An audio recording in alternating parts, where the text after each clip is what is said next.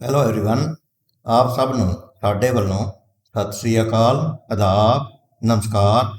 ਅੱਜ ਦੀ ਇਸ ਵੀਡੀਓ ਵਿੱਚ ਅਸੀਂ ਜ਼ਿਕਰ ਕਰਨ ਜਾ ਰਹੇ ਹਾਂ ਕਿ ਭਾਰਤ ਤੋਂ ਯੂਕਰੇਨ ਵਿੱਚ ਮੈਡੀਕਲ ਦੀ ਪੜ੍ਹਾਈ ਕਰਨ ਗਏ ਵਿਦਿਆਰਥੀਆਂ ਦੇ ਨਾਲ ਕੀ ਵਾਪਰ ਰਿਹਾ ਹੈ ਤੇ ਇਸ ਦਾ ਆਉਣ ਵਾਲੇ ਸਮੇਂ ਵਿੱਚ ਵਿਦਿਆਰਥੀਆਂ ਦੇ ਬਾਹਰ ਜਾਣ ਦੇ ਰੁਝਾਨ ਤੇ ਕੀ ਅਸਰ ਪਵੇਗਾ। परंतु वीडियो शुरू करने तो पहला आप सब गुजारिश है कि जेकर तुसी अजे तक साडे चैनल में सबसक्राइब नहीं किया तो इसमें सबसक्राइब कर लो तां जो हरेक आने वाली वीडियो का नोटिफिकेशन आप जी समय सिर मिल जाया करे। जिवें कि आप सब पता ही होवेगा कि यूक्रेन रूस का युद्ध 11वें दिन दे विच दाखिल हो गया है ते इस दौरान भारी बमबारी रूस वालों की जा रही है ते जवाबी कार्रवाई यूक्रेन वालों की जा रही है ਤੇ ਇਸ ਦੇ ਨਾਲ ਹਰ ਪਾਸੇ ਤਬਾਹੀ ਦਾ ਮੰਜ਼ਰ ਹੈ। ਬਿਲਡਿੰਗਾਂ ਢਹਿ ਢੇਰੀ ਹੋ ਰਹੀਆਂ ਹਨ। ਨਿਊਕਲੀਅਰ ਪਾਵਰ ਸਟੇਸ਼ਨਸ ਨੂੰ ਵੀ ਅੱਗ ਲੱਗਣ ਤੱਕ ਦੀ ਨੌਬਤ ਆ ਗਈ ਹੈ ਤੇ ਹੋਰ ਵੀ ਬਹੁਤ ਵੱਡਾ ਨੁਕਸਾਨ ਹੋ ਰਿਹਾ ਹੈ। ਹਜ਼ਾਰਾਂ ਦੀ ਗਿਣਤੀ ਦੇ ਵਿੱਚ ਸੈਨਿਕ ਤੇ ਦੂਸਰੇ ਸਿਵਲੀਅਨ ਮਾਰੇ ਜਾ ਚੁੱਕੇ ਹਨ ਤੇ ਲੱਖਾਂ ਹੀ ਯੂਕਰੇਨ ਨਿਵਾਸੀ ਜਿਹੜੇ ਕਿ ਕੁੱਗ ਵਸ ਰਹੇ ਸਨ ਉਹਨਾਂ ਨੂੰ ਮਜਬੂਰ ਹੋਣਾ ਪਿਆ ਹੈ ਕਿ ਉਹ ਗੁਆਂਢੀ ਦੇਸ਼ਾਂ ਦੇ ਵਿੱਚ ਜਿਵੇਂ ਕਿ ਰਮਾਨੀਆ, ਹੰਗਰੀ, ਪੋਲੈਂਡ ਨੂੰ ਪਲਾਨ ਕਰ ਜਾਣ। ਪਰੰਤੂ ਇਹ ਸਾਰੇ ਸੰਦਰਭ ਦੇ ਵਿੱਚ ਅਸੀਂ ਗੱਲ ਕਰਾਂਗੇ ਭਾਰਤੀ ਵਿਦਿਆਰਥੀਆਂ ਦੀ ਜਿਹੜੇ ਕਿ ਲਗਭਗ 20-22 ਹਜ਼ਾਰ ਦੀ ਗਿਣਤੀ ਦੇ ਵਿੱਚ ਮੈਡੀਕਲ ਪੜ੍ਹਾਈ ਕਰਨ ਦੇ ਵਾਸਤੇ ਆਪਣੇ ਦੇਸ਼ ਭਾਰਤ ਤੋਂ ਯੂਕਰੇਨ ਦੇ ਵਿੱਚ ਗਏ ਸਨ। ਤੇ ਕਿਉਂ ਗਏ ਸਨ? ਕਿਉਂਕਿ ਇੱਥੇ ਭਾਰਤ ਵਿੱਚ ਬਹੁਤ ਜ਼ਿਆਦਾ ਫੀਸਾਂ ਹੋਣ ਦੇ ਕਾਰਨ ਲਗਭਗ 1 ਕਰੋੜ ਖਰਚਾ ਆਉਂਦਾ ਹੈ ਜੇਕਰ ਕੋਈ ਮੈਡੀਕਲ ਦਾ ਵਿਦਿਆਰਥੀ MBBS ਕਰਦਾ ਹੈ। ਪਰੰਤੂ ਉਹਨਾਂ ਦੇਸ਼ਾਂ ਦੇ ਵਿੱਚ ਸਿਰਫ 20 ਤੋਂ 25 ਲੱਖ ਦੇ ਵਿੱਚ ਹੀ ਇਹ MBBS ਦੀ ਡਿਗਰੀ ਪੂਰੀ ਹੋ ਜਾਂਦੀ ਹੈ ਤੇ ਇਸ ਕਰਕੇ ਜੋ ਮਾਪੇ ਆਪਣੇ ਬੱਚਿਆਂ ਦੇ ਉੱਤੇ ਇੰਨਾ ਜ਼ਿਆਦਾ ਪੈਸਾ ਇੰਡੀਆ ਦੇ ਵਿੱਚ ਖਰਚ ਨਹੀਂ ਕਰ ਸਕਦੇ ਉਹ ਮਜਬੂਰੀ ਬਸ ਉਹਨਾਂ ਦੇਸ਼ਾਂ ਦੇ ਵਿੱਚ ਭੇਜਦੇ ਹਨ ਤੇ ਇਸੇ ਤਰ੍ਹਾਂ ਹੀ ਯੂਕਰੇਨ ਵਿੱਚ ਵੀ 20 ਤੋਂ 22 ਹਜ਼ਾਰ ਵਿਦਿਆਰਥੀ ਮੈਡੀਕਲ ਦੀ ਪੜ੍ਹਾਈ ਕਰਨ ਵਾਸਤੇ ਗਏ ਹੋਏ ਸਨ। ਪਰੰਤੂ ਜਦੋਂ ਰੂਸ ਤੇ ਯੂਕਰੇਨ ਦੇ ਵਿਚਕਾਰ ਜੰਗ ਦਾ ਖਤਰਾ, ਯੁੱਧ ਦਾ ਖਤਰਾ ਵੱਧ ਗਿਆ ਤਾਂ ਭਾਰਤ ਸਰਕਾਰ ਨੇ ਇੱਕ ਐਡਵਾਈਜ਼ਰੀ ਜਾਰੀ ਕੀਤੀ ਕਿ ਜਿਹੜੇ ਵੀ ਵਿਦਿਆਰਥੀ ਯੂਕਰੇਨ ਦੇ ਵਿੱਚ ਹਨ ਉਹ ਜਲਦੀ ਤੋਂ ਜਲਦੀ ਕੀਵ ਤੇ ਦੂਸਰੇ ਸ਼ਹਿਰਾਂ ਨੂੰ ਛੱਡ ਕੇ ਕਿਸੇ ਸੇਫ ਜਗ੍ਹਾ ਦੇ ਉੱਤੇ ਚਲੇ ਜਾਣ ਜਾਂ ਫਿਰ ਗੁਆਂਢੀ ਦੇਸ਼ਾਂ ਦੇ ਬਾਰਡਰ ਦੇ ਉੱਤੇ ਪਹੁੰਚ ਜਾਣ ਕਿਉਂਕਿ ਯੁੱਧ ਕਿਸੇ ਵੀ ਸਮੇਂ ਜਾਰੀ ਹੋ ਸਕਦਾ ਹੈ। ਪਰੰਤੂ ਭਾਰਤ ਸਰਕਾਰ ਨੇ ਇਹ ਐਡਵਾਈਜ਼ਰੀ ਜਾਰੀ ਤਾਂ ਕਰ ਦਿੱਤੀ ਪਰੰਤੂ ਇਮੀਡੀਏਟ ਕੋਈ ਪ੍ਰਬੰਧ ਨਾ ਹੋਣ ਕਰਕੇ ਵਿਦਿਆਰਥੀਆਂ ਨੂੰ ਜਿਸ ਤਰ੍ਹਾਂ ਵੀ ਮਜਬੂਰ ਹੋ ਕੇ ਤੇ ਆਪਣੀ ਜਗ੍ਹਾ ਛੱਡ ਕੇ ਤੇ ਉਹਨਾਂ ਬਾਰਡਰ ਵੱਲ, ਉਹਨਾਂ ਦੇਸ਼ਾਂ ਦੇ ਬਾਰਡਰਾਂ ਵੱਲ ਜਾਣਾ ਪਿਆ ਜਿਹੜੇ ਕਿ ਗੁਆਂਢੀ ਯੂਕਰੇਨ ਦੇ ਗੁਆਂਢੀ ਹਨ। ਪਰੰਤੂ ਉਹ ਬਾਰਡਰ ਕੋਈ ਨਜ਼ਦੀਕ ਨਹੀਂ ਸਨ। ਕਈ ਦਿਨ ਦੇ ਸਫ਼ਰ ਦੇ ਵਿੱਚੋਂ ਦੀ ਉਹਨਾਂ ਨੂੰ ਲੰਘਣਾ ਪਿਆ ਤੇ ਕਿਹੜੀਆਂ ਮੁਸੀਬਤਾਂ, ਕਿਹੜੇ ਔਰਡੀਅਲ ਦੇ ਵਿੱਚੋਂ ਉਹਨਾਂ ਨੂੰ ਲੰਘਣਾ ਪਿਆ। ਇਹ ਇੱਕ ਬਹੁਤ ਹੀ ਦਿਲ ਕੰਬਾਊ ਕਹਾਣੀ ਹੈ। ਉਹਨਾਂ ਦੇਸ਼ਾਂ ਦੇ ਵਿੱਚ ਯੂਕਰੇਨ ਦੇ ਵਿੱਚ ਵੀ ਬਹੁਤ ਜ਼ਿਆਦਾ ਠੰਡ ਪੈਂਦੀ ਹੈ ਤੇ ਉੱਥੇ ਪੀਣ ਪਾਣੀ ਵੀ ਉਪਲਬਧ ਨਹੀਂ ਸੀ ਜਿਸ ਕਰਕੇ ਰਸਤੇ ਦੇ ਵਿੱਚ ਕਈ ਵਾਰੀ ਬਰਫ਼ ਨੂੰ ਪਿਘਲਾ ਕੇ ਤੇ ਪਾਣੀ ਦੀ ਵਰਤੋਂ ਕਰਨ ਵਾਸਤੇ ਵੀ ਮਜਬੂਰ ਹੋਏ। ਫਿਰ ਉੱਥੇ ਕੋਈ ਜਾਣ ਦੇ ਸਾਧਨ ਨਾ ਹੋਣ ਕਰਕੇ ਪੈਦਲ ਹੀ ਕਈ ਸੈਂਕੜੇ ਕਿਲੋਮੀਟਰ ਉਹਨਾਂ ਨੂੰ ਤੁਰਨਾ ਪਿਆ ਤੇ ਇਸ ਤੋਂ ਵੱਡੀ ਤਰਾਸਦੀ ਤਾਂ ਇਹ ਕਿ ਜਦੋਂ ਉਹ ਉਹਨਾਂ ਬਾਰਡਰਾਂ ਦੇ ਉੱਤੇ ਜਿਵੇਂ ਕਿਵੇਂ ਪਹੁੰਚਣ ਵਿੱਚ ਕਾਮਯਾਬ ਹੋ ਵੀ ਗਏ ਤਾਂ ਉੱਥੇ ਯੂਕਰੇਨ ਦੇ ਫੌਜੀਆਂ ਨੇ ਉਹਨਾਂ ਨਾਲ ਬਹੁਤ ਮਾੜਾ ਵਿਵਹਾਰ ਕੀਤਾ। ਉਹਨਾਂ ਨੇ ਪਹਿਲ ਆਪਣੇ ਯੂਕਰੇਨ ਦੇ ਨਿਵਾਸੀਆਂ ਨੂੰ ਦੂਜੇ ਦੇਸ਼ਾਂ ਦੇ ਵਿੱਚ ਦਾਖਲ ਹੋਣ ਨੂੰ ਦਿੱਤੀ ਤੇ ਉਹਨਾਂ ਦਾ ਸੇਫ ਲਾਂਘੇ ਦਾ ਇੰਤਜ਼ਾਮ ਕੀਤਾ। ਪਰੰਤੂ ਭਾਰਤੀ ਵਿਦਿਆਰਥੀਆਂ ਨੂੰ ਬਹੁਤ ਹੀ ਬੁਰੀ ਤਰ੍ਹਾਂ ਨਾਲ ਕੁੱਟਿਆ ਗਿਆ। ਕਈ ਵਾਰ ਬੰਦੂਕਾਂ ਦੇ ਬੱਟ ਨਾਲ ਕੁੱਟਿਆ ਗਿਆ, ਬੂਟਾਂ ਨਾਲ ਕੁੱਟਿਆ ਗਿਆ ਤੇ ਹੋਰ ਬਹੁਤ ਮਾੜੇ ਸ਼ਬਦਾਵਲੀ ਦੀ ਵਰਤੋਂ ਵੀ ਕੀਤੀ ਗਈ।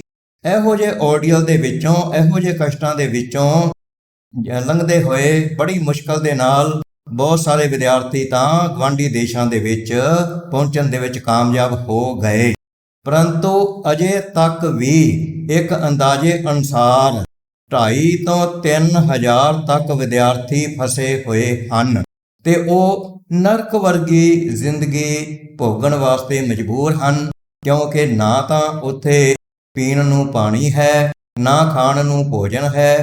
ਉਹਨਾਂ ਕੋਲ ਜੋ ਵੀ ਪ੍ਰੋਵੀਜ਼ਨ ਪਹਿਲਾਂ ਸਨ ਉਹ ਖਤਮ ਹੋ ਚੁੱਕੀਆਂ ਹਨ। ਭੁੱਖੇ ਪੇਟ ਤੇ ਬਿਨਾਂ ਪਾਣੀ ਤੋਂ ਕਈ ਰਾਤਾਂ ਕਈ ਦਿਨ ਜਾਗਣ ਤੋਂ ਬਾਅਦ ਉਹ ਜੇਕਰ ਜਿਵੇਂ ਕਿਵੇਂ ਬਾਹਰ ਨਿਕਲ ਕੇ ਬਾਹਰਲੇ ਸੇਫ ਜਗ੍ਹਾ ਦੇ ਉੱਤੇ ਜਾਣ ਦਾ ਸੋਚਦੇ ਵੀ ਹਨ ਤੇ ਅੱਗੋਂ ਬੱਸਾਂ ਵਾਲੇ, ਟੈਕਸੀਆਂ ਵਾਲੇ ਤੇ ਹੋਰ ਵਹੀਕਲਸ ਵਾਲੇ ਜਿਨ੍ਹਾਂ ਨੇ ਕਿ ਸੇਫ ਥਾਵਾਂ ਤੇ ਪਹੁੰਚਾਉਣਾ ਹੁੰਦਾ ਹੈ, ਤਾਂ ਉਹਨਾਂ ਨੇ ਵੀ ਲੁੱਟ ਖਸੁੱਟ ਕਰਨੀ ਸ਼ੁਰੂ ਕਰ ਦਿੱਤੀ ਹੈ। ਇਹ ਸੁਣਨ ਵਿੱਚ ਆ ਰਿਹਾ ਹੈ, ਖਬਰਾਂ ਆ ਰਹੀਆਂ ਹਨ ਕਿ ਕਈ ਗੁਣਾ ਕਿਰਾਇਆ ਵਧਾ ਦਿੱਤਾ ਗਿਆ ਹੈ। ਜਿਵੇਂ ਕਿ ਇੱਕ ਖਬਰ ਅਨੁਸਾਰ ਜਿੱਥੇ ਪਹਿਲਾਂ ਕੋਈ $100 ਖਰਚਾ ਆਉਂਦਾ ਸੀ ਕਿਰਾਇਆ, ਉੱਥੇ $500 ਵਸੂਲਿਆ ਜਾ ਰਿਹਾ ਹੈ, ਜੋ ਕਿ ਲਗਭਗ 38,000 ਰੁਪਏ ਭਾਰਤੀ ਕਰੰਸੀ ਦੇ ਅਨੁਸਾਰ ਬਣਦੇ ਹਨ। ਇਸੇ ਤਰ੍ਹਾਂ ਕੰਪਨੀਆਂ ਨੇ, ਹਵਾਈ ਕੰਪਨੀਆਂ ਨੇ ਵੀ ਕੋਈ ਘੱਟ ਨਹੀਂ ਕੀਤੀ। ਉਹਨਾਂ ਨੇ ਜਿੱਥੇ ਕਿ 20-25,000 ਦਾ ਕਿਰਾਇਆ ਬਣਦਾ ਸੀ ਸਫ਼ਰ ਕਰਨ ਦਾ, ਉੱਥੇ 1 ਲੱਖ, ਸਵਾ ਲੱਖ ਤੱਕ ਦੀ ਟਿਕਟ ਕਰ ਦਿੱਤੀ ਹੈ ਤੇ ਜਿਸ ਦੇ ਨਾਲ ਕਿ ਪਹਿਲਾਂ ਹੀ ਬਹੁਤ ਸੰਤਾਪ ਭੋਗ ਚੁੱਕੇ ਵਿਦਿਆਰਥੀ ਨਵੀਂ ਦੁਚਿੱਤੀ ਵਿੱਚ ਫਸ ਗਏ ਹਨ ਕਿ ਇਹਨਾਂ ਨੂੰ ਇੰਨਾ ਕਿਰਾਇਆ ਦੇ ਕੇ ਤੇ ਉਹ ਵਾਪਸ ਆਪਣੇ ਵਤਨ ਕਿਵੇਂ ਪਰਤਣ। ਹੱਦ ਤਾਂ ਉਦੋਂ ਹੋ ਗਈ ਕਿ ਜਦੋਂ ਭਾਰਤ ਦੀ ਜੋ ਏਅਰ ਇੰਡੀਆ ਹੈ ਉਸਨੇ ਵੀ ਕਿਰਾਇਆ ਜੋ ਹੈ ਕਈ ਗੁਣਾ ਵਧਾ ਦਿੱਤਾ ਹੈ। ਕਿਸੇ ਤਰ੍ਹਾਂ ਦੀ ਸਿੰਪਥੀ, ਕਿਸੇ ਤਰ੍ਹਾਂ ਦੀ ਹਮਦਰਦੀ ਇਹਨਾਂ ਲੁੱਟੇ ਪੁੱਟੇ ਵਿਦਿਆਰਥੀਆਂ ਤੇ ਉਹਨਾਂ ਦੇ ਮਾਪਿਆਂ ਨਾਲ ਨਹੀਂ ਕੀਤੀ। ਮਾਪੇ ਵੱਖਰੇ ਤੌਰ ਤੇ ਚਿੰਤਤ ਹਨ ਕਿ ਉਹਨਾਂ ਦੇ ਬੱਚੇ ਇੰਨੀ ਮਾੜੀ ਸਥਿਤੀ ਦੇ ਵਿੱਚੋਂ ਲੰਘ ਰਹੇ ਹਨ, ਪਰ ਉਹਨਾਂ ਨੂੰ ਜਾਨ ਦਾ ਵੀ ਖਤਰਾ ਬਣਿਆ ਹੋਇਆ ਹੈ ਤੇ ਇਹੋ ਜਿਹੀ ਹਾਲਤ ਦੇ ਵਿੱਚ ਉਹ ਦਿਨ ਰਾਤ ਮਾਨਸਿਕ ਪਰੇਸ਼ਾਨੀ ਦਾ ਸਾਹਮਣਾ ਕਰ ਰਹੇ ਹਨ। ਹੁਣ ਇੱਥੇ ਇਹ ਵੀ ਜ਼ਿਕਰ ਕਰਨਾ ਬਣਦਾ ਹੈ ਕਿ ਭਾਰਤ ਦੇ 3 ਵਿਦਿਆਰਥੀ ਜਿਹੜੇ ਕਿ ਮੈਡੀਕਲ ਸਿੱਖਿਆ ਹਾਸਲ ਕਰਨ ਵਾਸਤੇ ਯੂਕਰੇਨ ਗਏ ਹੋਏ ਸਨ, ਉਹਨਾਂ ਵਿੱਚੋਂ ਇੱਕ ਦੀ ਗੋਲੀ ਲੱਗਣ ਨਾਲ ਮੌਤ ਹੋ ਗਈ। ਕਦੋਂ? ਜਦੋਂ ਕਿ ਉਹ ਆਪਣੀ ਪੇਟ ਦੀ ਅੱਗ ਬੁਝਾਉਣ ਦੇ ਵਾਸਤੇ, ਖਾਣਾ ਲੈਣ ਵਾਸਤੇ ਬੰਕਰ ਤੋਂ ਬਾਹਰ ਨਿਕਲਿਆ ਤੇ ਗੋਲੀ ਦਾ ਸ਼ਿਕਾਰ ਹੋ ਗਿਆ। ਉਹ ਕਰਨਾਟਕਾ ਦਾ ਰਹਿਣ ਵਾਲਾ ਵਿਦਿਆਰਥੀ ਸੀ ਤੇ ਉਸ ਦੀ ਲਾਸ਼ ਅਜੇ ਤੱਕ ਵੀ ਉੱਥੇ ਹੀ ਪਈ ਹੈ ਤੇ ਉਸ ਦੇ ਪੇਰੈਂਟਸ ਭਾਰਤ ਸਰਕਾਰ ਨੂੰ ਗੁਹਾਰ ਲਗਾ ਰਹੇ ਹਨ ਕਿ ਉਸ ਦੀ ਲਾਸ਼ ਨੂੰ, ਉਹਨਾਂ ਦੇ ਪਿਆਰੇ ਬੇਟੇ ਦੀ ਲਾਸ਼ ਨੂੰ ਜਿਵੇਂ ਕਿਵੇਂ ਭਾਰਤ ਲਿਆਂਦਾ ਜਾਵੇ, ਪਰੰਤੂ ਅਜੇ ਤੱਕ ਇਸ ਦਾ ਪ੍ਰਬੰਧ ਨਹੀਂ ਹੋ ਸਕਿਆ। ਤੇ ਇਸ ਤੋਂ ਵੱਡੀ ਤਰਾਸਦੀ ਤਾਂ ਇਹ ਕਿ 2 ਮੰਤਰੀਆਂ ਨੇ ਬਿਆਨ ਵੀ ਇਹੋ ਜਿਹੇ ਦਿੱਤੇ ਜਿਹੜੇ ਕਿ ਬਹੁਤ ਹੀ ਹਾਸੋਹੀਣ ਨੇ, ਬਹੁਤ ਹੀ ਮਾੜੇ ਬਿਆਨ, ਮਾੜੀ ਸ਼ਬਦਾਵਲੀ ਵਰਤੀ ਗਈ। ਇੱਕ ਮੰਤਰੀ ਨੇ ਇਹ ਕਿਹਾ ਕਿ ਭਾਰਤੀ ਵਿਦਿਆਰਥੀ ਉਹੀ ਬਾਹਰ ਜਾਂਦੇ ਹਨ ਮੈਡੀਕਲ ਦੀ ਸਿੱਖਿਆ ਲੈਣ ਵਾਸਤੇ ਜਿਹੜੇ ਕਿ ਇੱਥੇ ਨੀਟ ਦੀ ਪ੍ਰੀਖਿਆ ਪਾਸ ਨਹੀਂ ਕਰ ਪਾਉਂਦੇ, ਭਾਵ ਕਿ ਉਹਨਾਂ ਵਿੱਚ ਕਾਬਲੀਅਤ ਦੀ ਕਮੀ ਹੈ। ਹੁਣ ਉਸ ਦਾ ਸਪਸ਼ਟੀਕਰਨ ਦਿੰਦੇ ਹੋਏ ਇੱਕ ਪੈਰੈਂਟਸ ਨੇ ਤਾਂ ਇੱਥੋਂ ਤੱਕ ਵੀ ਕਿਹਾ ਹੈ ਕਿ ਉਸ ਦੇ ਬੇਟੇ ਦੇ 97% ਮਾਰਕਸ ਸਨ, 100 ਵਿੱਚੋਂ 97 ਮਾਰਕਸ ਲੈ ਕੇ ਵੀ ਜੇਕਰ ਉਹ ਇੱਥੇ ਭਾਰਤ ਦੇ ਵਿੱਚ ਮੈਡੀਕਲ ਦੀ ਪੜ੍ਹਾਈ ਨਹੀਂ ਕਰ ਸਕਿਆ ਤਾਂ ਇਸ ਦੇ ਵਾਸਤੇ ਸਿਸਟਮ ਜ਼ਿੰਮੇਵਾਰ ਹੈ, ਕਿਉਂਕਿ ਜ਼ਰੂਰੀ ਨਹੀਂ ਕਿ ਉਹਨਾਂ ਦੇ ਵਿੱਚ ਕਾਬਲੀਅਤ ਦੀ ਕਮੀ ਹੈ, ਸਗੋਂ ਇਸ ਕਰਕੇ ਬਾਹਰ ਜਾਂਦੇ ਹਨ ਕਿ ਇੱਥੇ ਭਾਰਤ ਦੇ ਵਿੱਚ ਲਗਭਗ 1 ਕਰੋੜ ਦਾ ਖਰਚਾ ਸਹਿਣ ਕਰਨਾ ਉਹਨਾਂ ਵਾਸਤੇ ਮੁਸ਼ਕਲ ਹੈ।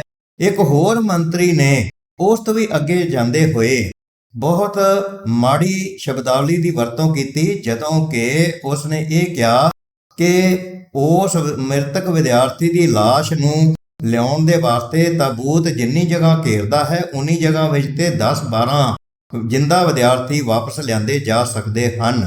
ਭਾਵ ਕੀ ਹੈ ਕਿ ਉਹਨਾਂ ਵਿਚਾਰੇ ਪੇਰੈਂਟਸ ਦੇ ਜ਼ਖਮਾਂ ਦੇ ਉੱਤੇ ਲੂਣ ਛਿੜਕਣ ਵਾਲਾ ਕੰਮ ਕੀਤਾ ਗਿਆ। ਉਹਨਾਂ ਨੂੰ ਸੂਦ ਕਰਨ ਦੀ ਬਜਾਏ, ਉਹਨਾਂ ਨੂੰ ਦੇ ਨਾਲ ਹਮਦਰਦੀ ਜਤਾਉਣ ਦੀ ਬਜਾਏ ਇਹੋ ਜਿਹੀ ਸ਼ਬਦਾਵਲੀ ਦੀ ਵਰਤੋਂ ਕੀਤੀ ਗਈ, ਭਾਵੇਂ ਕਿ ਬਾਅਦ ਦੇ ਵਿੱਚ ਲੋਕਾਂ ਦੇ ਜ਼ੋਰ ਪਾਉਣ ਤੇ ਮਾਫੀ ਵੀ ਮੰਗਣੀ ਪਈ। ਇੱਕ ਹੋਰ ਵਿਦਿਆਰਥੀ ਜੋ ਕਿ ਪੰਜਾਬ ਦੇ ਬਰਨਾਲਾ ਜ਼ਿਲ੍ਹੇ ਦਾ ਰਹਿਣ ਵਾਲਾ ਹੈ, ਉਸ ਦੀ ਇਲਾਜ ਖੂਨੋਂ ਮੌਤ ਹੋ ਗਈ, ਕਿਉਂਕਿ ਸਮੇਂ ਤੇ ਉਸ ਨੂੰ ਹਸਪਤਾਲ ਨਹੀਂ ਪਹੁੰਚਾਇਆ ਗਿਆ ਤੇ ਇਲਾਜ ਦੀ ਘਾਟ ਦੇ ਕਾਰਨ ਉਸ ਦੀ ਵੀ ਮੌਤ ਹੋ ਗਈ ਸੀ। ਇੱਕ ਹੋਰ ਭਾਰਤੀ ਵਿਦਿਆਰਥੀ ਨੂੰ ਗੋਲੀ ਮਾਰ ਦਿੱਤੀ ਗਈ। ਭਾਵ ਕੀ ਹੈ? ਕਹਿਣ ਦਾ ਮਤਲਬ ਇਹ ਹੈ ਕਿ ਬਹੁਤ ਸਾਰੀਆਂ ਮਾੜੀਆਂ ਹਰਕਤਾਂ ਹੋਈਆਂ, ਬਹੁਤ ਮਾੜੀਆਂ ਗੱਲਾਂ ਵਾਪਰੀਆਂ, ਬੜੀਆਂ ਔਰਡੀਅਲ ਦੇ ਵਿੱਚੋਂ, ਦਿਲ ਕੰਬਾਊ ਘਟਨਾਵਾਂ ਦੇ ਵਿੱਚੋਂ ਉਹਨਾਂ ਨੂੰ ਲੰਘਣਾ ਪਿਆ ਤੇ ਇਸ ਦਾ ਸਾਹਮਣਾ ਕਰਨਾ ਪਿਆ।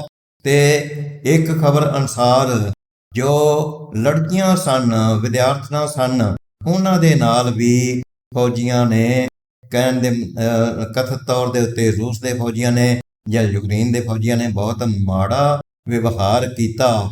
ਭਾਵੇਂ ਇਹ ਗੱਲ ਸੱਚ ਹੋਵੇ ਜਾਂ ਨਾ ਹੋਵੇ, ਪਰੰਤੂ ਉਹਨਾਂ ਲੜਕੀਆਂ ਦੇ ਜੋ ਮਾਪੇ ਹਨ, ਉਹਨਾਂ ਦੇ ਦਿਲ ਤੇ ਕੀ ਗੁਜ਼ਰ ਰਹੀ ਹੋਵੇਗੀ, ਇਹ ਤਾਂ ਉਹਨਾਂ ਦਾ ਦਿਲ ਹੀ ਜਾਣਦਾ ਹੈ।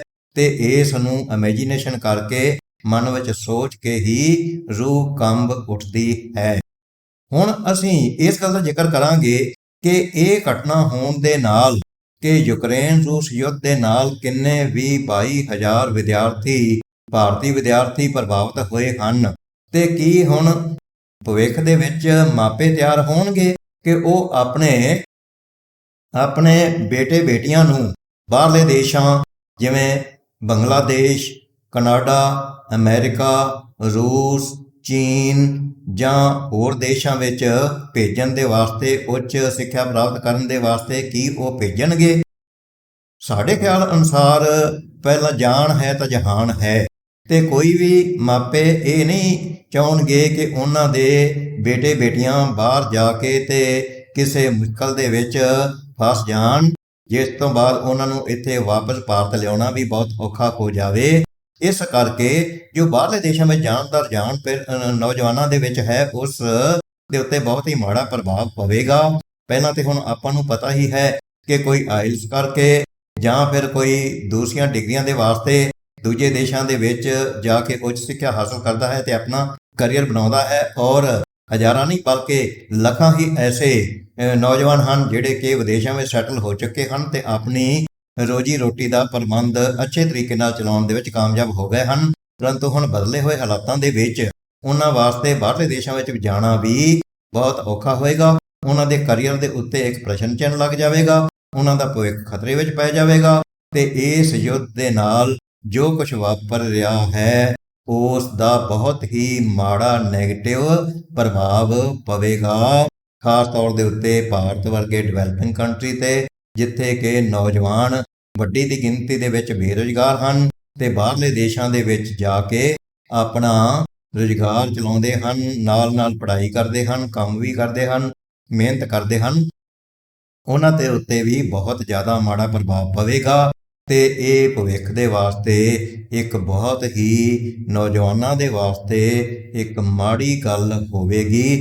ਦੂਜੇ ਪਾਸੇ ਉਹਨਾਂ ਦੇਸ਼ਾਂ ਦੀ ਇਕਨੋਮੀ ਦੇ ਉੱਤੇ ਵੀ ਬਹੁਤ ਮਾੜਾ ਪ੍ਰਭਾਵ ਪਵੇਗਾ ਜਿਨ੍ਹਾਂ ਦੇਸ਼ਾਂ ਵਿੱਚ ਜਾ ਕੇ ਤੇ ਇਹ ਵਿਦਿਆਰਥੀ ਸੈਟਲ ਹੁੰਦੇ ਹਨ, ਕਿਉਂਕਿ ਫੀਸਾਂ ਦੇ ਰੂਪ ਦੇ ਵਿੱਚ ਯੂਨੀਵਰਸਿਟੀਆਂ ਵਿੱਚ ਜਾਂ ਕਾਲਜਾਂ ਵਿੱਚ ਜਦੋਂ ਵਿਦਿਆਰਥੀ ਪੜ੍ਹਦੇ ਹਨ ਤਾਂ ਉੱਥੇ ਲੱਖਾਂ ਹੀ ਰੁਪਏ ਉਹਨਾਂ ਨੂੰ ਦਿੰਦੇ ਹਨ, ਉਹਨਾਂ ਯੂਨੀਵਰਸਿਟੀਆਂ ਨੂੰ ਦਿੰਦੇ ਹਨ। ਭਾਵ ਕੀ ਹੈ ਕਿ ਉਹਨਾਂ ਦੇਸ਼ਾਂ ਦੀ ਇਕਨੋਮੀ ਜੋ ਹੈ ਉਸ ਨੂੰ ਵਧਾਉਣ ਦੇ ਵਿੱਚ ਵੀ ਯੋਗਦਾਨ ਪਾਉਂਦੇ ਹਨ। ਉਹਨਾਂ ਦੀ ਇਕਨੋਮੀ ਉੱਤੇ ਵੀ ਇਸ ਦਾ ਬਹੁਤ ਮਾੜਾ ਪ੍ਰਭਾਵ ਪਵੇਗਾ। ਤਾਂ ਹੁਣ ਦੇਖਣਾ ਹੋਏਗਾ ਕਿ ਇਹ ਯੁੱਧ ਹੋਰ ਕਿੰਨੇ ਕੁ ਦਿਨ ਚੱਲਦਾ ਹੈ।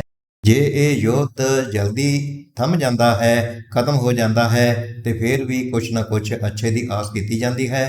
ਪਰੰਤੂ ਜਿਵੇਂ ਕਿ ਖਬਰਾਂ ਆ ਰਹੀਆਂ ਹਨ ਕਿ ਪਰਮਾਣੂ ਯੁੱਧ ਤੱਕ ਛਿੜਨ ਦੀਆਂ ਚਰਚਾਵਾਂ ਵੀ ਚੱਲ ਰਹੀਆਂ ਹਨ, ਖਤਰੇ ਵੱਧ ਰਹੇ ਹਨ, ਤਾਂ ਇਹ ਤਾਂ ਪਰਮਾਤਮਾ ਅੱਗੇ ਅਰਦਾਸ ਹੀ ਕਰਨੀ ਬਣਦੀ ਹੈ। ਸਾਰੇ ਅਰਦਾਸਾਂ ਕਰਨ ਕਿ ਐਸਾ ਕੁਛ ਨਾ ਵਾਪਰੇ, ਕਿਉਂਕਿ ਇਸ ਦੇ ਨਾਲ ਤੇ ਸਾਰੀ ਲੁਕਾਈ, ਸਾਰੀ ਦੁਨੀਆ ਹੀ ਖਤਰੇ ਵਿੱਚ ਪੈ ਜਾਏਗੀ ਤੇ ਜ਼ਿੰਦਗੀ ਇਸ ਪਲੈਨਟ ਤੋਂ ਖਤਮ ਹੋਣ ਕਿਨਾਰੇ ਆ ਜਾਏਗੀ। ਇਸ ਕਰਕੇ ਆਓ ਮਿਲ ਕੇ ਅਰਦਾਸ ਕਰੀਏ ਕਿ ਐਸਾ ਕੁਛ ਨਾ ਵਾਪਰੇ ਤੇ ਨੌਜਵਾਨਾਂ ਦਾ ਜੋ ਰੁਜ਼ਗਾਰ ਹੈ ਉਹ ਵੀ ਪ੍ਰਭਾਵਿਤ ਨਾ ਹੋਵੇ ਤੇ ਉਹ ਜਲਦੀ ਹੀ ਆਪਣੇ ਕੰਮਾਂ ਤੇ ਫਿਰ ਲੱਗ ਜਾਣ ਤੇ ਇਸ ਦੇ ਨਾਲ ਆਪਣੇ ਆਉਣ ਵਾਲੇ ਸਮੇਂ ਦਾ ਭਵਿੱਖ ਦਾ ਕਰੀਅਰ ਜੋ ਹੈ ਉਸ ਨੂੰ ਬਚਾ ਸਕਣ, ਉਸ ਨੂੰ ਠੀਕ ਕਰ ਸਕਣ। ਅੱਜ ਦੀ ਵੀਡੀਓ ਦੇ ਵਿੱਚ ਇਹ ਸੀ ਵਿਚਾਰ ਚਰਚਾ। ਜੇਕਰ ਵੀਡੀਓ ਚੰਗੀ ਲੱਗੀ ਹੋਵੇ ਤਾਂ ਇਸ ਨੂੰ ਲਾਈਕ ਤੇ ਸ਼ੇਅਰ ਕਰਕੇ ਸਾਡੇ ਚੈਨਲ ਨੂੰ ਸਬਸਕ੍ਰਾਈਬ ਵੀ ਜ਼ਰੂਰ ਕਰ ਦੇਣਾ। ਮਿਲਦੇ ਹਾਂ ਇੱਕ ਹੋਰ ਵੀਡੀਓ ਵਿੱਚ। ਵੀਡੀਓ ਦੇਖਣ ਵਾਸਤੇ ਤੁਹਾਡਾ ਬਹੁਤ ਬਹੁਤ ਧੰਨਵਾਦ ਜੀ।